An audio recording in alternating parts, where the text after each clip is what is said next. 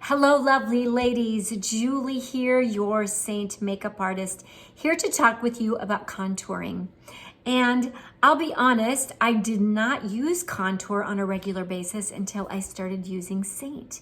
And when I learned all about the proper way to apply contour and also learned that it's key to use the right color, I think in the past, some of the contours that I had used were too yellow for my face.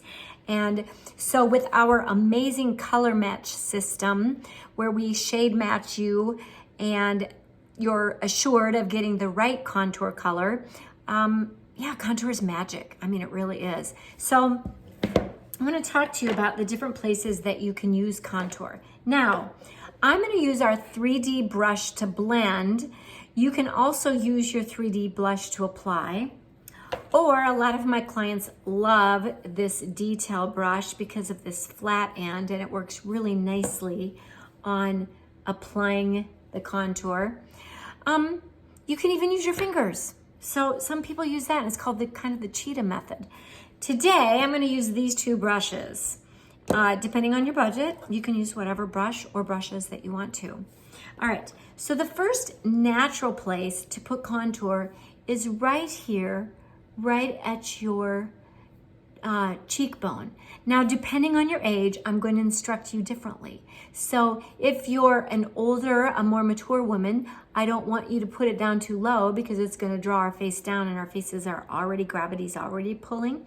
If you're younger, I would probably have you put it up just a little bit higher. So I'll instruct you on that.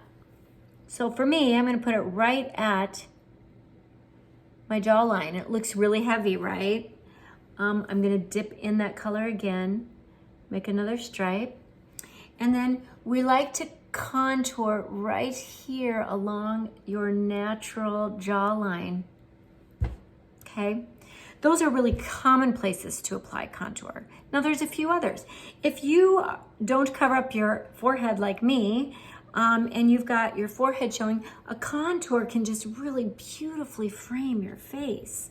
I'm gonna go ahead and put some on just to show you, okay?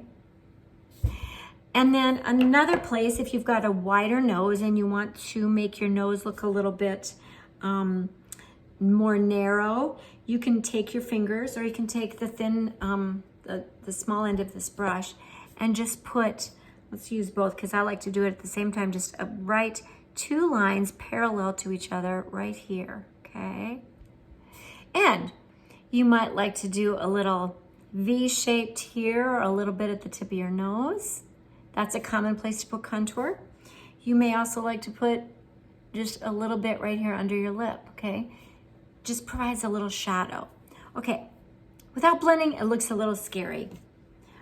I'm gonna take my 3D brush, and let's start here and just blend it into your nose, okay? And here's what I'm gonna tell you, is that when you first start using contour, the tendency is to totally blend it away so you can't even see it. So you wanna see it, you see that? Okay?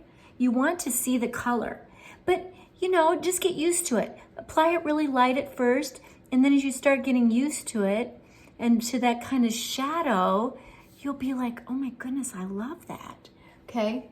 Don't forget to blend it down here, down into your neck, and then we're gonna blend it up here along your forehead as well. And I kind of blend it down into my forehead, up into my hairline, okay? And then you always want to kind of look in the mirror at the side angles to make sure that you got it all blended. There's nothing more embarrassing than walking out and having this big blotch of, dark color here, or, your jawline is not blended in. The blending is really key. So that's contour.